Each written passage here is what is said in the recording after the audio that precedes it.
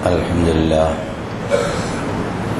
لله الذي أنزل على عبده الكتاب ولم يجعل له عوجا هو الذي أرسل رسوله بالهدى ودين الحق ليظهره على الدين كله ولو كره المشركون أشهد أن لا إله إلا الله وحده لا شريك له وأشهد أن محمدا عبده ورسوله اللهم صل على محمد وعلى آل محمد كما صليت على إبراهيم وعلى آل إبراهيم اللهم بارك على محمد وعلى آل محمد كما باركت على إبراهيم وعلى آل إبراهيم في العالمين إنك حميد مجيد. أيها الإخوة الأحباء، أوصيكم وإياي أولا بتقوى الله. أعوذ بالله من الشيطان الرجيم. بسم الله الرحمن الرحيم. وقضينا إلى بني إسرائيل في الكتاب لتفسدن في الأرض مرتين ولتعلن علوا كبيرا فإذا جاء وعد أولاهما بعثنا عليكم عبادا لنا أولي بأس شديد فجاسوا خلال الديار وكان وعدا مفعولا ثم رددنا لكم الكرة عليهم وأمددناكم بأموال وجعلناكم أكثر نفيرا. إن أحسنتم لأنفسكم وإن أسأتم فلها فإذا جاء وعد الآخرة ليسوءوا وجوهكم وليدخلوا المسجد كما دخلوه أول مرة وليتبروا ما علوه تتبيرا. عسى ربكم أن يرحمكم وإن عدتم عدنا وجعلنا جهنم للكافرين حصيرا. إن هذا القرآن يهدي للتي هي أقوم ويبشر المؤمنين الذين يعملون الصالحات أن لهم أجرا كبيرا. صدق الله العظيم. ബഹുമാന്യരായ സഹോദരീ സഹോദരന്മാരെ, അല്ലാഹു സുബ്ഹാനഹു വ തആലയുടെ വിധിവിലക്കുകൾ മാനിച്ചുകൊണ്ട് ജീവിക്കണമെന്ന് എന്നോടെന്ന പോലെ നിങ്ങളോട് ആദ്യമായി ഉണർത്തുകയാണ്, വസിയത്ത് ചെയ്യുകയാണ്. ഈജിപ്തിലെ കിരാതനായ ഫറോവ ചക്രവർത്തിയുടെ അടിമത്തത്തിൽ കഴിഞ്ഞിരുന്ന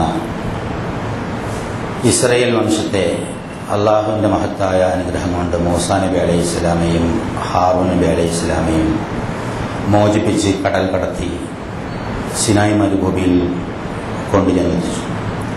പിന്നാലെ വന്ന ഫിറഔനും സംഘവും അവിടെ അള്ളാഹുവിൻ്റെ തന്നെ വിധിപ്രകാരം കടലിൽ മുങ്ങി മരിക്കുകയും ചെയ്തു.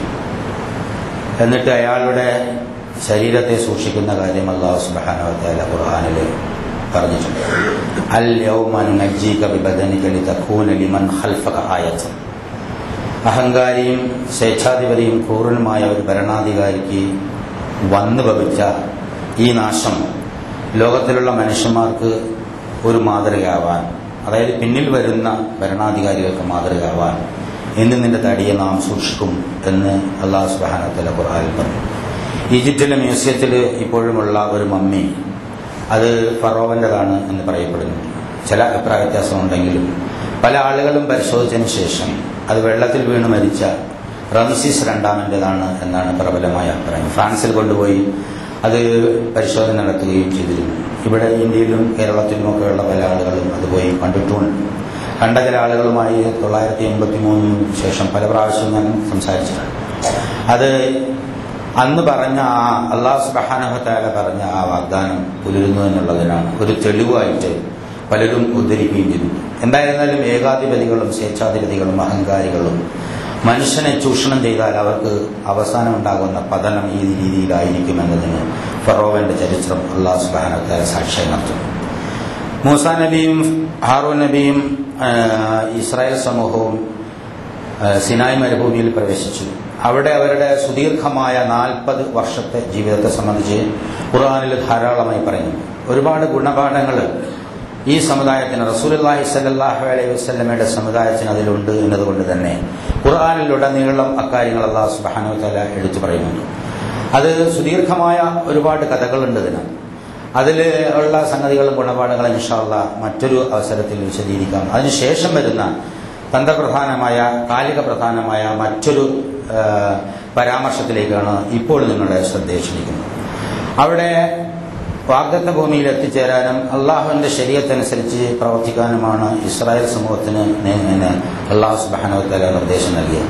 പക്ഷെ അവര് പ്രവാചകന്മാരെ, അതായത് മൂസാ നബിയും ഹാറൂൻ നബിയും പൂർണ്ണമായി അനുസരിക്കാൻ തയ്യാറായിരുന്നില്ല എന്നുള്ള. സത്യവിശ്വാസികളായിട്ടും അവര് പശു ആരാധനയിൽ, ബഹുദൈവ ആരാധനയിലൊക്കെ പെട്ടുപോവുകയാണ്. അങ്ങനെ 40 വർഷം ആ തലമുറ അവിടെ തെണ്ടിത്തിരിക്കുകയാണുണ്ടായത്. അതിനുശേഷം ആദ്യം ഹാറൂൻ നബി മരിക്കുന്നു, പിന്നെ മൂസ അലൈഹിസ്സലാം മരിക്കുന്നു. മൂസ അലൈഹിസ്സലാം മരിക്കുമ്പോൾ വാഗ്ദത്ത ഭൂമിയിൽ പ്രവേശിക്കാൻ സാധിച്ചില്ല. ഒരു റിപ്പോർട്ടും പ്രകാരം മൂസയുടെ മരണത്തിന് തൊട്ട് മുമ്പ് ജിബ്രീൽ അലൈഹിസ്സലാം അദ്ദേഹത്തെ വിളിച്ചുകൊണ്ടെന്ന് രാത്രിയിൽ അറാറത്ത് പർവ്വത മുകളിൽ കയറ്റിയിട്ട് വിദൂരമായ പലസ്തീൻ കാണിച്ചു കൊടുത്തു. അവിടുത്തെ പ്രകാശിക്കുന്ന വിളക്കുകൾ കാണിച്ചു കൊടുത്തിന് അതാണ് വാഗ്ദത്ത ഭൂമി, അങ്ങോട്ട് കടക്കാൻ അള്ളാഹു നിനക്ക് അത് അനുമതി നൽകിയിട്ടില്ല, അതിനു മുമ്പ് നീ ഈ ലോകം വിട്ടുപോകും എന്ന് മൂസാ നബി അലൈഹിസ്സലാമയോട് ജിബ്രീൽ അലൈഹിസ്സലാം പറഞ്ഞതായി ചില റിപ്പോർട്ടിൽ നിന്ന് കാണാൻ സാധിക്കും. അന്ന് ഈജിപ്തിൽ നിന്ന് പുറപ്പെട്ട ആളുകളിൽ ഖാലിഫ് ബിൻ യൂഫന്നയും യൂഷ ബിൻ നൂനും രണ്ടാളുകൾ. യൂഷ എന്ന് പറഞ്ഞാൽ ജോഷ എന്ന പ്രവാചകനാണ് എന്ന് പ്രമുഖരായ പണ്ഡിതന്മാർ അഭിപ്രായപ്പെടുന്നുണ്ട്.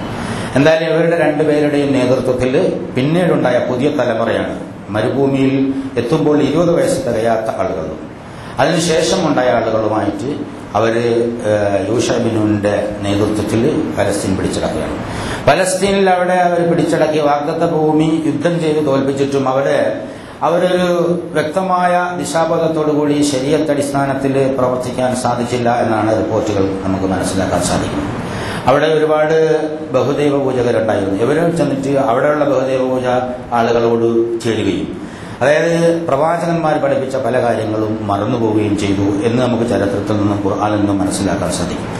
അങ്ങനെ കുറെ കാലം അവരെ അങ്ങോട്ടും ഇങ്ങോട്ടും ഒക്കെ ആയിട്ട് മാറി തിരിഞ്ഞ് വീണ്ടും പ്രവാചകന്മാരെ അല്ലാഹു സുബ്ഹാനഹു വ തആല വിട്ടുകൊടുത്തുകൊണ്ടേയിരുന്നു. ഓരോ പ്രവാചകന്മാർ വരുമ്പോഴും കുറച്ചാളുകളൊക്കെ സംസ്കരിക്കപ്പെടും.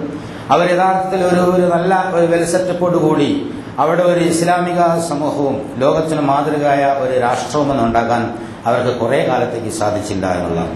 അങ്ങനെ നിൽക്കുമ്പോഴാണ് ഒരു പ്രവാചകൻ വരുന്നത്. അവരുടെ അടുത്ത് അല്ലാഹു സുബ്ഹാനഹു വ തആല നേരത്തെ പറഞ്ഞ പോലെ നിരന്തരമായ പ്രവാചകന്മാരെ നിരന്തരമായി അയച്ചുകൊണ്ടേയിരുന്നു എന്നുള്ളതാണ്. ആ പ്രവാചകന്മാരെ ഓരോരുത്തരെയും അവർ കുറച്ചനുസരിക്കുകയും കുറച്ച് തള്ളിക്കളയുകയും ചെയ്തു. ഈ സന്ദർഭത്തിൽ സാമുവേൽ എന്ന് പറയുന്ന ബൈബിളിൽ എണ്ണപ്പെട്ട ഒരു പ്രവാചകൻ വരുന്നു. സാമുവേൽ പ്രവാചകൻ വന്നപ്പോൾ ജനങ്ങളൊക്കെ അദ്ദേഹത്തിന്റെ അടുത്ത് എത്തിയിട്ട് പറഞ്ഞു, ഞങ്ങളെ ശത്രുക്കളെ പരാജയപ്പെടുത്താൻ ഒരു രാജാവിനെ നിശ്ചയിച്ചു തരണം, അവരെ കീഴിൽ ഞങ്ങൾ യുദ്ധം ചെയ്തു കൊള്ളാം എന്ന്. അങ്ങനെ അല്ലാഹു സുബ്ഹാനഹു വ തആലയോട് അദ്ദേഹം പ്രാർത്ഥിക്കുകയും താലൂത്തിനെ രാജാവായി നിശ്ചയിക്കുകയും ചെയ്തു. താലൂത്തിന്റെ പങ്കിച്ച സൈന്യം പുഴ കടന്ന് അപ്പുറത്ത് എത്തി ബാക്കിയുള്ള ആളുകളെയും പരാജയപ്പെടുത്തിയിട്ട് ഒരു രാഷ്ട്ര സംവിധാനം ഉണ്ടാക്കുന്നു. താലൂത്തിന്റെ വൻപിച്ച സൈന്യമാണ് പോയതെങ്കിലും വിശ്വാസത്തിൽ ദൗർബല്യമുള്ള ഒരു വിഭാഗം ആളുകൾ അതിൽ നിന്ന് പിന്തിരിഞ്ഞു പോയതായിട്ട് ഖുർആനിൽ മറ്റു സ്ഥലത്ത് കാണാൻ സാധിക്കുന്നത്. ഈ താലൂത്ത് BC 1020 മുതൽ 1004 വരെ 16 വർഷം രാജ്യം ഭരിച്ചുവെന്ന് വ്യക്തമായ ചില ചരിത്രരേഖകളിൽ നിന്ന് മനസ്സിലാക്കാൻ സാധിക്കും. താലൂത്തിന് ശേഷം പിന്നെ അധികാരം അല്ലാഹു സുബ്ഹാനഹു വ തആല കൊടുത്തത് ദാവൂദ് നബി അലൈഹിസ്സലാമാണ്. ദാവൂദ് പ്രവാചകനായിരുന്നു, അതോടൊപ്പം തന്നെ രാജാവുമായിരുന്നു. BC 1004 മുതൽ 965 വരെ 39 കൊല്ലം അദ്ദേഹം ജനങ്ങൾക്ക് മാർഗദർശനം നൽകുകയും രാജ്യത്ത് നീതിയോടുകൂടി ധർമ്മത്തോടുകൂടി ഒരു ഭരണം കാഴ്ചവെക്കുകയും ചെയ്തു. ഒരു ഇസ്ലാമിക സമൂഹത്തിന് അവിടെ ശക്തമായി ബീജാവാകുന്നതാണ് ദാവൂദ് നബി അലൈഹിസ്സലാം സാധിച്ചു എന്നതാണ്.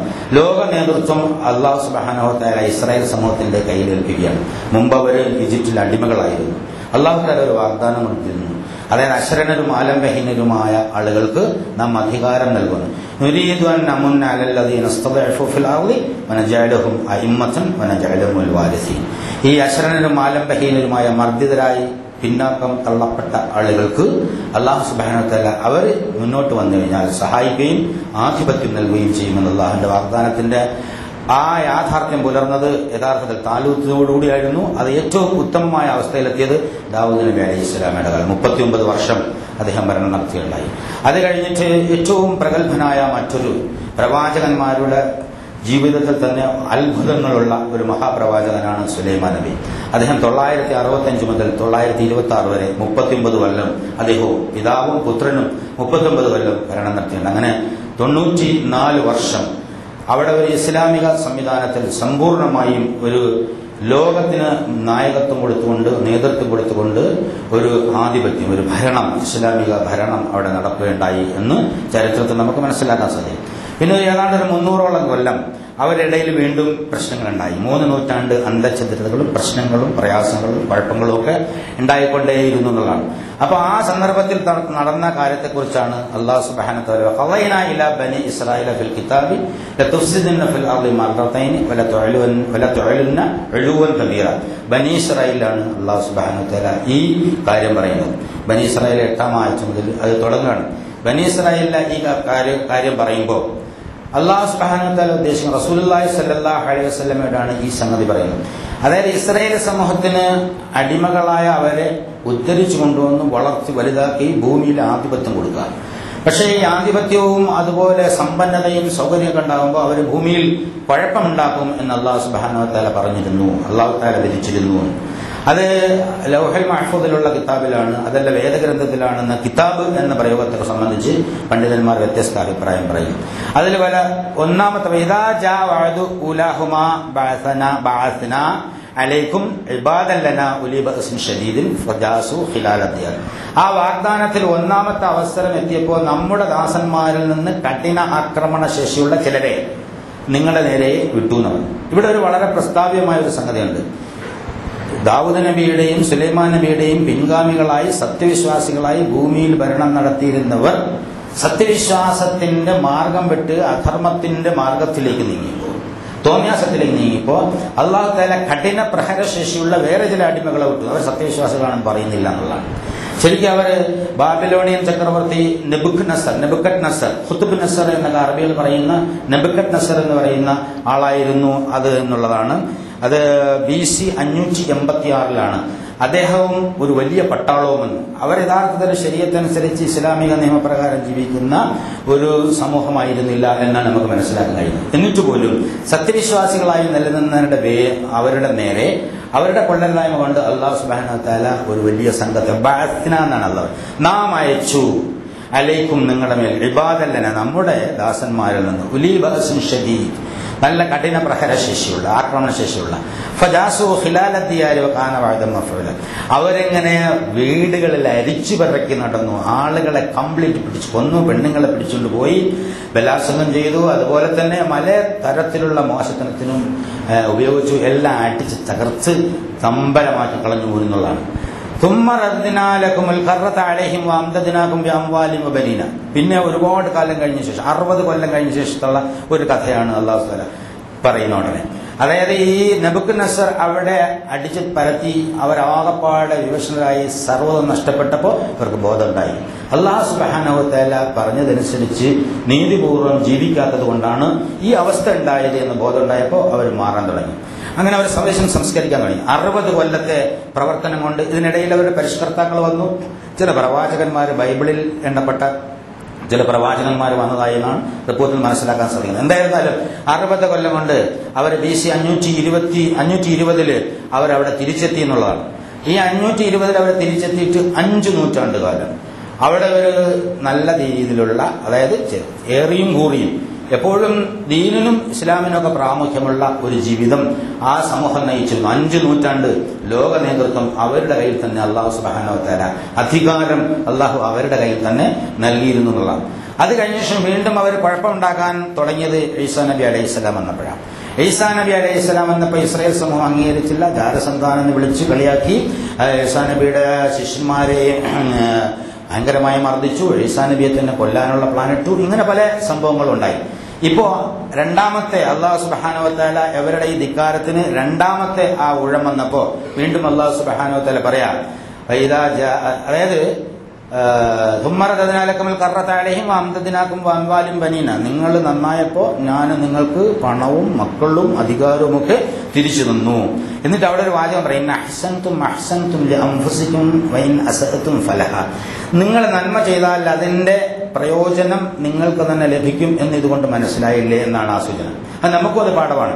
സ്വയം നന്മ ചെയ്താൽ ആ നന്മയുടെ പ്രതിഫലം നമുക്ക് ലഭിക്കുന്നതാണ്. തിന്മയിലാണ് പോണെങ്കിൽ ആ തിന്മയുടെ പ്രതിഫലവും തിന്മയുടെ ദോഷവും നമ്മൾ തന്നെ വഹിക്കണം എന്ന് അള്ളാഹു സുബ്ഹാനഹു വ തആല സൂചിപ്പിക്കുക. അതിന്റെ ഇടയിൽ കൂടി അള്ളാഹു തആല ഒരു ഉപദേശം കൂടി പറയാം.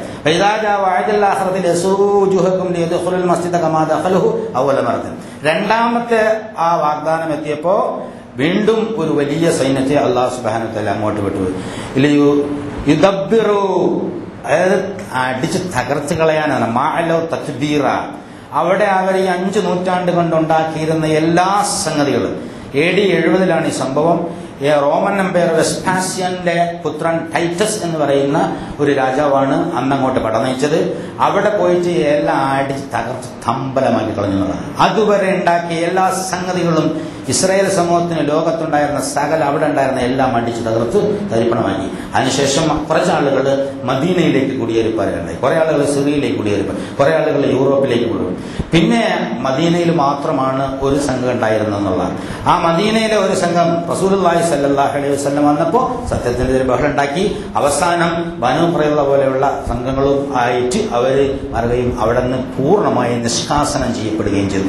ഏതാണ്ട് ഒരു 2000 ചില്ലുവാനും വർഷം ലോകത്തിന്റെ നാനാഭാഗത്തും തെണ്ടിത്തിരിയേണ്ട ഒരവസ്ഥ വന്നു. ദ വണ്ടറിംഗ് ജൂ എന്ന് പറയുന്ന ഒരു പ്രയോഗം സാഹിത്യത്തിലും സിനിമയിലും കലയിലും ഒക്കെ ഉണ്ടായി എന്നുള്ളതാണ്. ലോകത്ത് മുഴുവൻ തെണ്ടിത്തിരിയുന്ന ലോക നേതൃത്വം ഉണ്ടായിരുന്ന ഒരു മഹാസമൂഹത്തിന്റെ അനന്തരം ഇങ്ങനെ ആയിപ്പോയി എന്നുള്ളതാണ്. പിന്നെ അതിനുശേഷം അവര് യഥാർത്ഥത്തിൽ വീണ്ടും എത്തുന്നത് റസൂലുള്ളാഹി സ്വല്ലല്ലാഹു അലൈഹി വസല്ലമയ്ക്കും അനുയായികൾക്കുമൊക്കെ അള്ളാഹു അധികാരം കൊടുത്തു.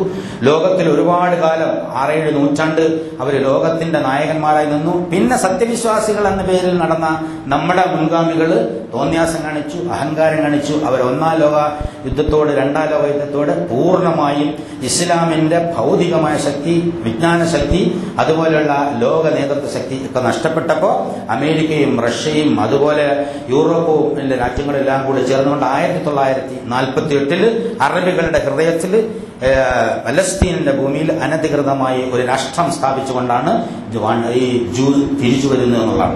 അവരുടെ ചരിത്രം ഭയങ്കരമാണ്. ഇനിയും അവരെ സംബന്ധിച്ച് അല്ലാഹു സുബ്ഹാനഹു വ തആല വളരെ കൃത്യമായി തന്നെ പ്രവചിച്ചത് റസൂലുള്ളാഹി സ്വല്ലല്ലാഹു അലൈഹി വസല്ലം പറയാം. അവരിപ്പോഴും മനുഷ്യന്മാരെ നശിപ്പിക്കുകയും കുതന്ത്രങ്ങൾ പയറ്റുകയും അമേരിക്കയെ പോലുള്ള ലോക രാജാക്കന്മാരായി നടക്കുന്ന ളുടെ ഭരണത്തിൽ കൈയിട്ടുകൊണ്ട് ഒരുപാട് നിയന്ത്രണം നടത്തുകയും ഒക്കെ ചെയ്തുകൊണ്ടിരിക്കുന്ന ഈ വിഭാഗത്തെ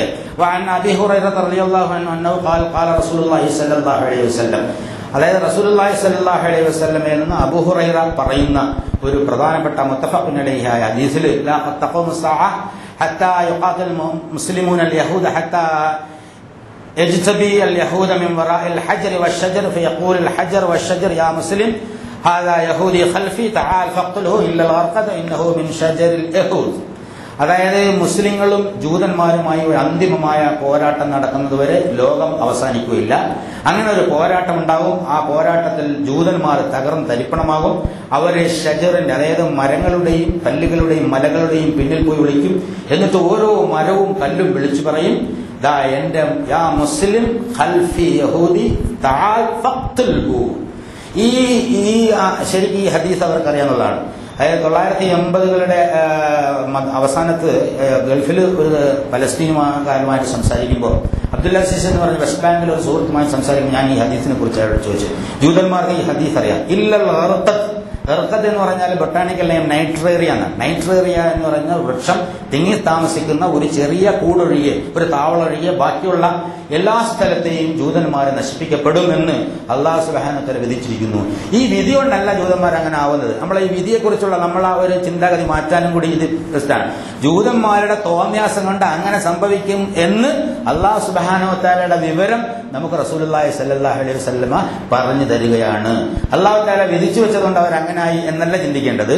അവരുടെ തോന്യാസം അവരെ ആ നിലയിലെത്തിച്ചപ്പോൾ അതിനെക്കുറിച്ച് നേരത്തെ അറിയുന്ന സർവജ്ഞനായ അല്ലാഹു സുബ്ഹാനഹു വ തആല റസൂലുള്ളാഹി സ്വല്ലല്ലാഹു അലൈഹി വസല്ലം വഴി നമ്മളെ അറിയിക്കുകയാണ് എന്നുള്ളത്. അതാണ് അതിന്റെ ഒരു യാഥാർത്ഥ്യം. അപ്പൊ നമ്മളാണ് തീരുമാനിക്കേണ്ടത് എന്നുള്ള ഇന്നല്ലാഹ ലാ യുഗയ്യിറു മാ ബിഖൗമിൻ ഹത്താ യുഗയ്യിറു മാ ബിഅൻഫുസിഹിം.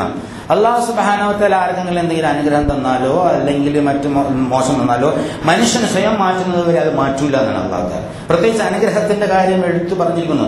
ഒരു ജനതയുടെയും അനുഗ്രഹം അല്ലാഹു തആല എടുത്തു മാറ്റൂല, അവർ സ്വയം തന്നെ മോശത്തനത്തിലേക്ക് പോയി മാറുന്നത് വരെ എന്ന് അല്ലാഹു സുബ്ഹാനഹു വ തആല പ്രത്യേകം എടുത്തു പറഞ്ഞിരിക്കുന്നു.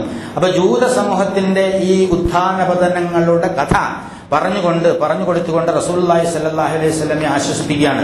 അതായത് ഇവിടെ ഇന്ന് മക്കയില് അശരണരായി ആലംബഹീനരായി കേൾപ്പോരും കേൾവിയില്ലാതെ മർദ്ദന പീഡനങ്ങൾക്ക് ഇരയായി കഴിയുന്ന നീയും നിന്റെ അനുയായികളുണ്ടല്ലോ, വേദനിക്കേണ്ടതില്ല. ഇത് ലോക ചരിത്രത്തിന്റെ ഭാഗം തന്നെയാണ്. നിങ്ങൾക്കും നാം അധികാരം കിട്ടും. മൂസാ നബി പണ്ട് പറഞ്ഞത് അങ്ങനെയാണ്. അള്ളാഹുവിന്റെ അവകാശത്തിൽപ്പെട്ടതാണ് ഭൂമി, അള്ളാഹുവിൻ്റെതാണ് ഭൂമി. ഇന്നൽ അർള ലില്ലാഹ് എന്നാണ്, അള്ളാഹുവിനുള്ളതാണെന്നാണ് ആ ഭൂമി. അതായത് അതിന്റെ അവകാശം അല്ലാഹു സുബ്ഹാനഹു വ തആല മിൻ ഇബാദിഹി മൻ യശാഉ എന്നാണ്. അവൻ ഉദ്ദേശിക്കുന്ന ആളുകൾ കൊടുക്കണം. ആർക്കാണ് ഭൂമിയുടെ ആധിപത്യം കൊടുക്കേണ്ടത്, ഭൂമിയുടെ അവകാശം കൊടുക്കേണ്ടത്, ഭൂമിയുടെ അധികാരം കൊടുക്കേണ്ടത്, അധികാരം ആർക്ക് എപ്പോൾ കൊടുക്കണമെന്ന് അല്ലാഹു സുബ്ഹാനഹു വ തആല തീരുമാനിക്കുന്നുള്ളതാണ്. അതിൽ പലപ്പോഴും ദുനിയാവിൽ അധികാരം കൊടുക്കുന്നത് സത്യവിശ്വാസിയോ സത്യനിഷേധിയോ എന്നുള്ള നിലക്കല്ല.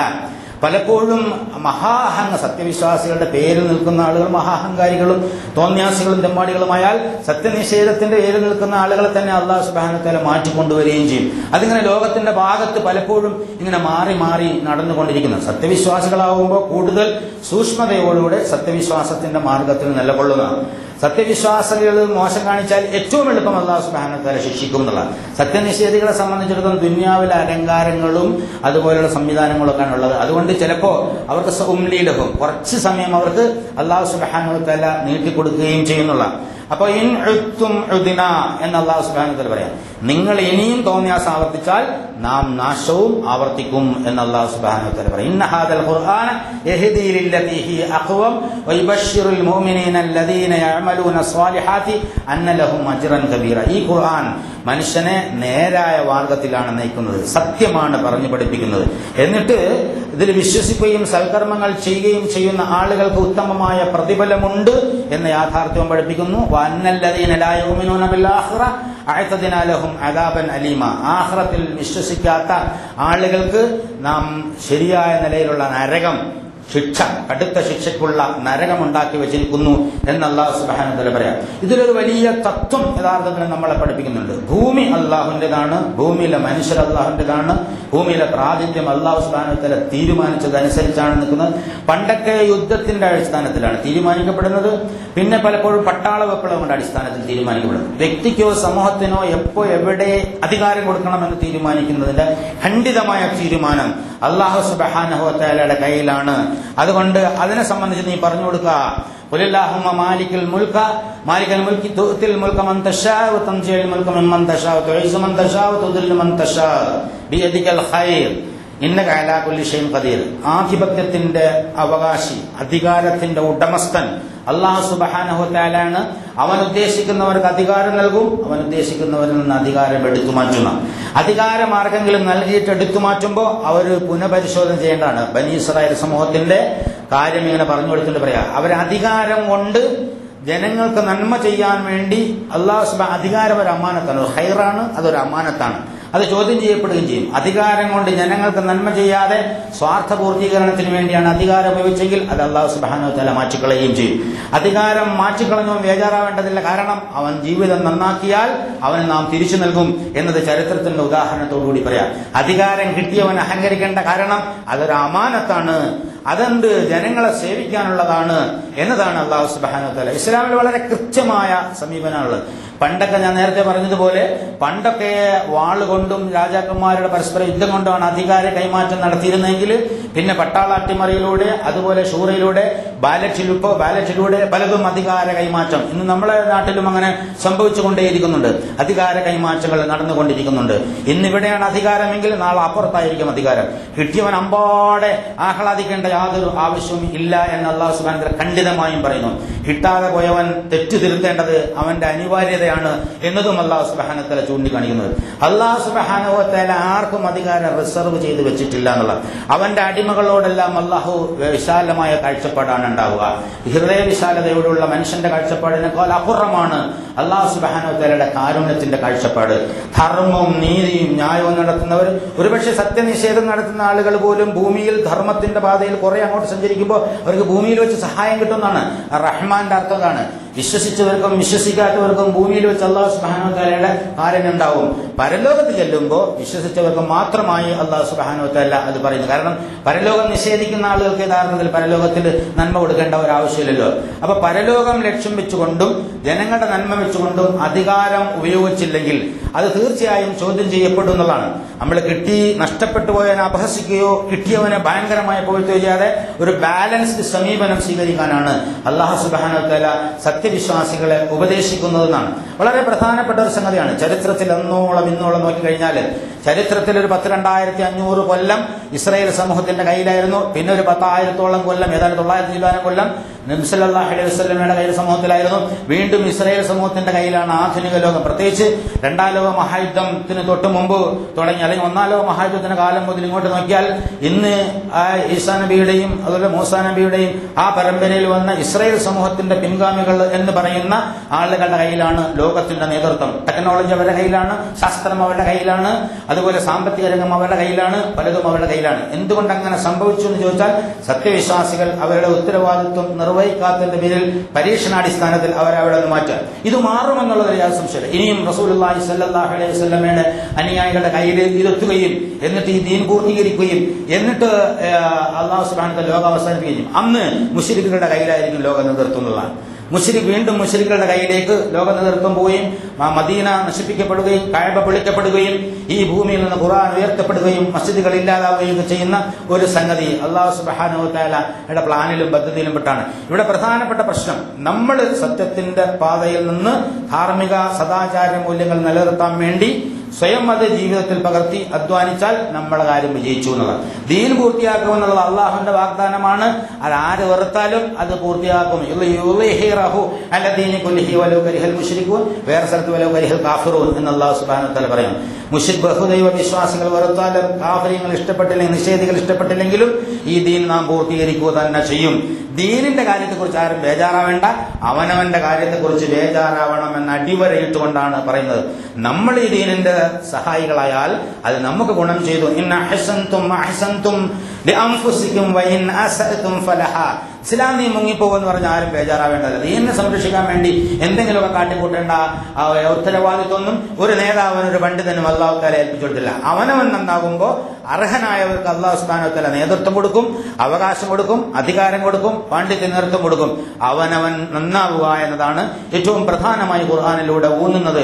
അപ്പൊ ഓരോരുത്തരും സ്വന്തം ഉള്ളിലേക്ക് തന്നെ ഇറങ്ങി ഞാൻ എത്രമാത്രമാണ് അല്ലാഹു സുബ്ഹാനഹു വ തആലയുടെ ദീനിൽ നിലകൊള്ളുന്നത്, ദീനിന് സഹായമാകുന്നത്, എന്റെ ജീവിതത്തിന്റെ ഗതിവിഗതികൾ എന്തായിരിക്കും, ഇപ്പൊ ഞാൻ മരിച്ചുപോയാൽ എനിക്ക് അള്ളാഹുവിന്റെ തൃപ്തിയോടെ സ്വർഗത്തിൽ പോകാൻ കഴിയുമോ ഇല്ലേ എന്നെ സംബന്ധിച്ചിട്ടുള്ള ഒരു ഖുശൂഉം ഖുളൂഉം ഒരു ഖൗഫും ഒക്കെയാണ് മനുഷ്യന് വേണ്ടത്.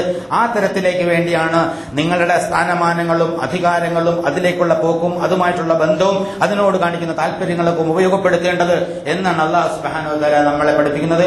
ആ ധാർമ്മിക സദാചാര മൂല്യങ്ങളുടെ ഔന്നത്യത്തിൽ നിന്നുകൊണ്ട് തന്നെ അധികാരത്തെയും ജീവിതത്തെയും നോക്കിക്കാണാൻ കാരുണ്യവാനായ തമ്പുരാൻ നമുക്ക് തൗഫീഖ് നൽകി അനുഗ്രഹിക്കുമാറാകട്ടെ.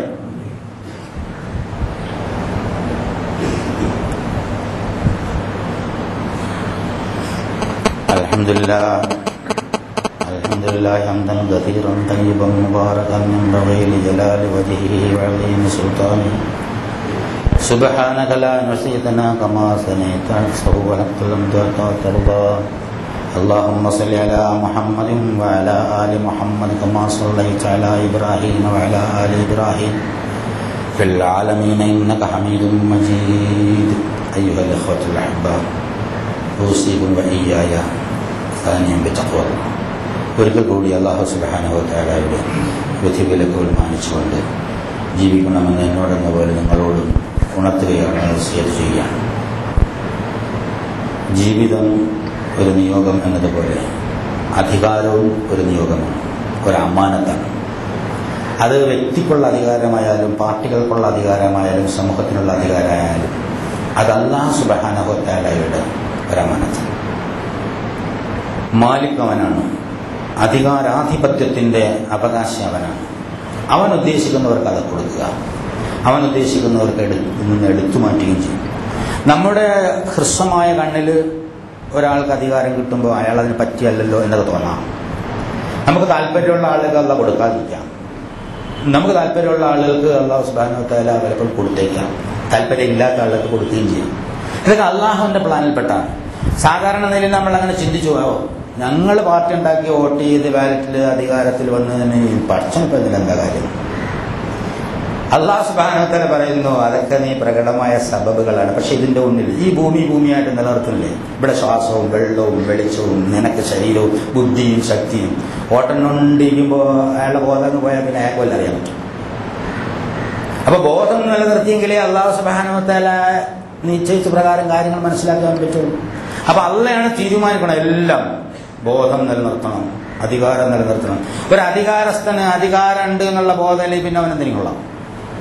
അങ്ങനെ എല്ലാ നിലക്കും പിന്നിൽ പരിശോധിച്ചു നോക്കിയാൽ മുന്നിൽ കാണുന്ന സബബുകളുടെ അപ്പുറം അല്ലാഹു സുബ്ഹാനഹു വ തആല ചെയ്തു വെക്കുന്ന ചില ഏർപ്പാടുകളാണ് ഉള്ളത്. ഇവിടെ ആർക്കും അധികാരം വെച്ചുകൊണ്ട് അഹന്ത കാണിക്കാൻ അല്ലാഹു തആല കയറൂടി വിടൂല്ല. ലോകത്ത് അക്രമമുള്ളകാരികളായ ഭരണാധികാരികൾ ഉണ്ടായിട്ടുണ്ട്, അവർ നശിപ്പിച്ചിട്ടുണ്ട്. ചിലരിപ്പോഴും അക്രമം കാണിച്ചുകൊണ്ടിരിക്കുന്നുണ്ട്, അവരെ നിലനിർത്തുന്നുണ്ട്. നമുക്ക് പലപ്പോഴൊക്കെ തോന്നുന്നു പല രാഷ്ട്ര നേതാക്കന്മാരുടെയും പ്രസ്താവനകളും കാര്യങ്ങളൊക്കെ ചെയ്യുമ്പോൾ ഇസ്ലാമിനെതിരെ അള്ളാഹുവിനെതിരെയൊക്കെ പ്രവർത്തിക്കുമ്പോൾ എന്തുകൊണ്ട് അള്ളാഹു തആല ശിക്ഷിക്കുന്നില്ല എന്നത്. നമ്മൾ പറയുമ്പോൾ പിടിച്ച് ശിക്ഷിക്കാനും നമ്മൾ പറയുമ്പോൾ മാറ്റാനും ഒന്നുമല്ലല്ലോ. അള്ളാഹു തആല എല്ലാം അറിയുന്നവനാണ്.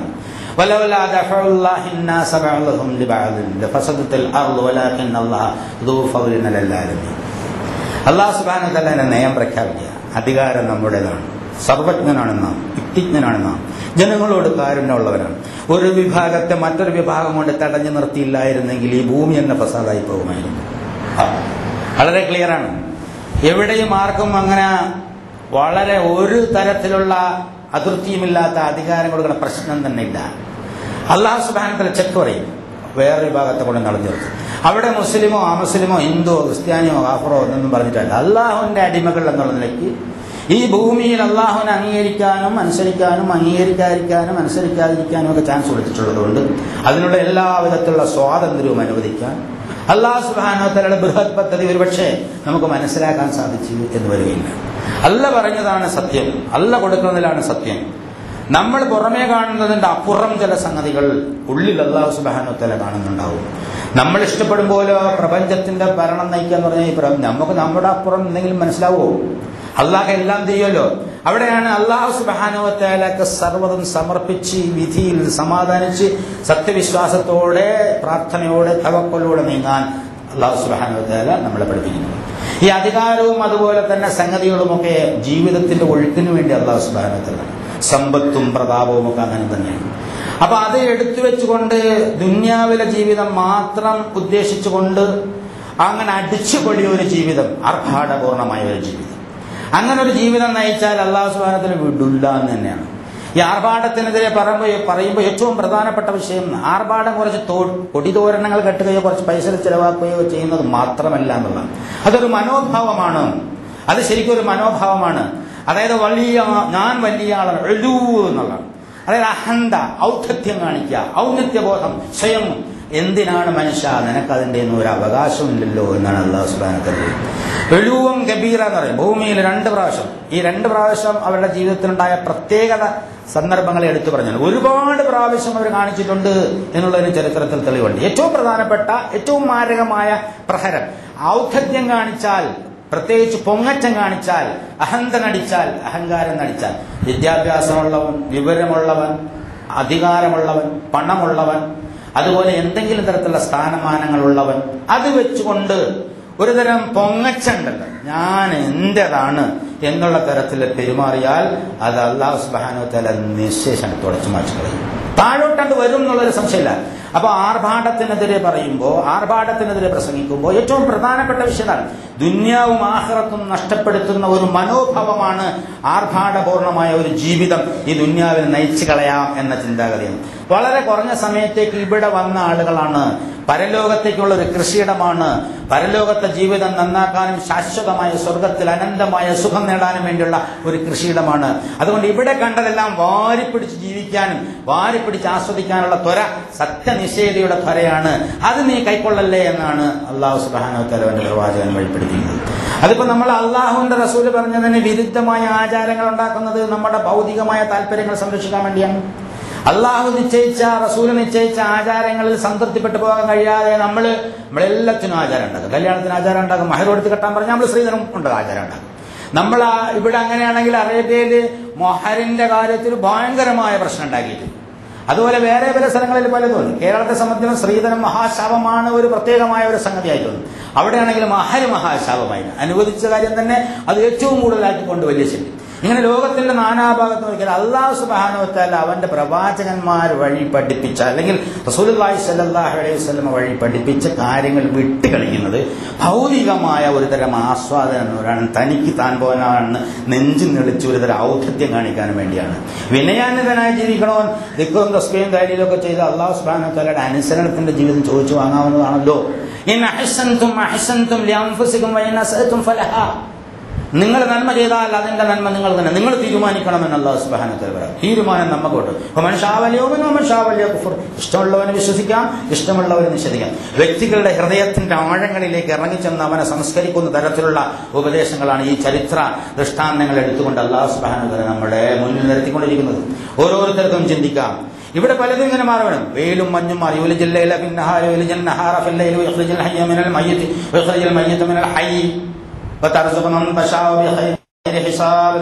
ഈ രാവും പകലും ഇങ്ങനെ മാറുന്നുണ്ടല്ലേ. അല്ലാഹു സുബ്ഹാനഹു വ തആല ഉദ്ദേശിക്കുന്ന ആളുകൾക്ക് ഒരുപാട് വിഭവങ്ങൾ കൊടുക്കും, ചിലർക്ക് കൊടുക്കാതിരിക്കും. ഇതൊക്കെ അല്ലാഹു സുബ്ഹാനഹു വ തആല തീരുമാനിച്ച സംഗതിയാണ്. ഇത് കിട്ടുമ്പോൾ കിട്ടുന്ന ആഹ്ലാദിക്കേണ്ടതില്ല, കിട്ടാത്തപ്പോൾ നിരാശ ബാധിച്ച് ജീവിതം നഷ്ടപ്പെടുത്തേണ്ടതില്ല. നിരാശ കാഫിറിന്റെ പണിയാണ്, നിഷേധിയുടെ പണിയാണ്. അപ്പൊ ഇതിനിടയിൽ ഒരു വെൽ ബാലൻസ്ഡ് ലൈഫ്, ഏറ്റവും നല്ല ഒരു കോൺഫിഡന്റ് ആയ ലൈഫ്, മനഃശാന്തിയുള്ള ലൈഫ്, ജീവിതം, അത് നയിക്കാൻ സത്യവിശ്വാസികൾ തയ്യാറാവണം. ഇവിടെ ഇലക്ഷനുകൾ വരും, തോൽവി ഉണ്ടാവും, ജയം ഉണ്ടാവും, അതിങ്ങനെ മാറി മാറി വരും, കാലമാറ്റം ഉണ്ടാവും. ഏറ്റവും ഭരണം കിട്ടിയോന്ന് മറ്റോ അപ്പുറത്ത് ഭരണം കിട്ടും, അപ്പുറത്ത് ഭരണം കിട്ടിയോന്ന് ഇപ്പുറത്ത് ഭരണം കിട്ടും. ഇതൊക്കെ ഇങ്ങനെ വാങ്ങിക്കൊണ്ടേയിരിക്കും. പക്ഷെ ഇവിടെ പരലോകത്തെ ലക്ഷ്യം വെച്ചുകൊണ്ട് ആരാണ് സൂക്ഷ്മതയോടെ ജീവിക്കുന്നത് എന്ന് അല്ലാഹു സുബ്ഹാനഹു വ തആല ഈ കാര്യങ്ങളിലൂടെ നിങ്ങളെ പരീക്ഷിച്ചുകൊണ്ടിരിക്കുകയാണ്. ഇത് വിട്ട് കളിക്കരുത് എന്നാണ് നമ്മെ സംബന്ധിച്ചിടത്തോളം ഏറ്റവും പ്രധാനപ്പെട്ട സന്ദേശം. അപ്പൊ ആ സന്ദേശം യഥാവിധി ഉൾക്കൊണ്ട് ജീവിക്കുന്നവനാണ് വിജയിക്കുക. അതിന് കാരുണ്യവാനായ അല്ലാഹു സുബ്ഹാനഹു വ തആല നമുക്ക് തൗഫീഖ് നൽകി അനുഗ്രഹിക്കുമാറാകട്ടെ.